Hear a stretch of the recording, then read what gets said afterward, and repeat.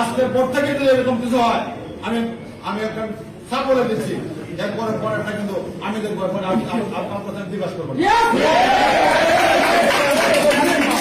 তোমাকে বলছি, তিনি ভাই আপনাকেও বলি, যদি এরকম কোন সিন ক্রিয়েট কোথাও হয় আমি কিন্তু টলারেট করবো অবশ্যই। আমি আসছি জনগণকে নির্বাচিত এমপি নির্বাচন করতে তোর পকেটে ঢুকানোর জন্য।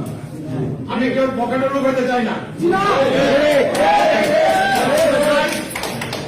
আপনারা কেউ দলের নাম ভাঙায় আর কোন ধরনের কোথাও কোন দল অপকর্মের সঙ্গে লিপ্ত হবেন না।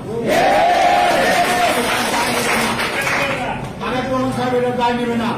তারেক রহমান সাহেবের সাথে আমার সরাসরি কথা হয়েছে, সাফ কথা।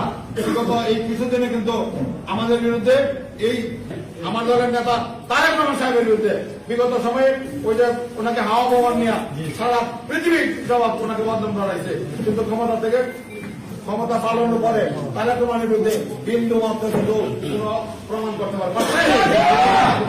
আমরা কিন্তু অপপ্রচারের শিকার। আর যারা এর সাথে জড়িত যারা আছেন, আমি আপনাদেরকে অনুরোধ করবো আপনারা বিকল্প ব্যবসা দেখেন, আমি আপনাদেরকে ব্যবসার ব্যবস্থা করে দেবো। কিন্তু এইরকম কিছু করিয়া দলের আপনার শোনা হয়। আমি আর কথা বাড়াতে চাই না।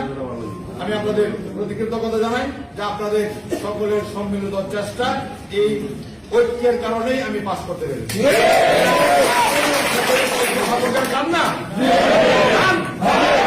যারা এটা ঐক্যে ফাটল দেওয়া যাবে তাদেরকে সম্মিলিত হবে।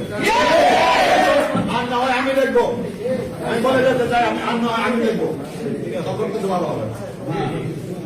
আমি দেখে দেবো বলেন এমপি আমাকে অঙ্গ সংগঠনের জেলার কেন্দ্র করে আমার সাথে কথা বলতে হবে। বিএনপি যারা বলেন বা কেন্দ্র বলেন আমার সাথে কথা বলে বদ্ধ রাখবো।